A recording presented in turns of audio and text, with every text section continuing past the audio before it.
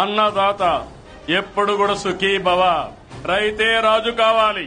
అందుకని ఈ రోజు ఎన్ని కష్టాలన్నా ఉండేయండి, ఆ కష్టాలు నా వరకే పరిమితం. మీరు మాత్రం సుఖ సంతోషాలతో ఉండాలనేది నా ఆకాంక్షని మరొకసారి విజ్ఞప్తి చేస్తున్నా.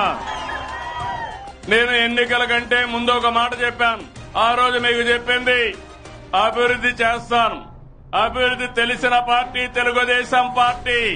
సంక్షేమం చేస్తాం. సంక్షేమానికి నాంది పలికిన వ్యక్తి నందమూరి తారక రామారావు, తెలుగుదేశం పార్టీ. ఈ రోజు నేను కష్టపడుతున్నాను.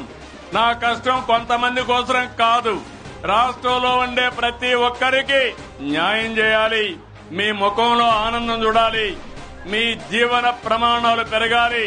కంటిన్యూగా నిరంతరం మిమ్మల్ని ఎంపవర్ చేసే దిశగా ముందుకు తీసుకుపోతా.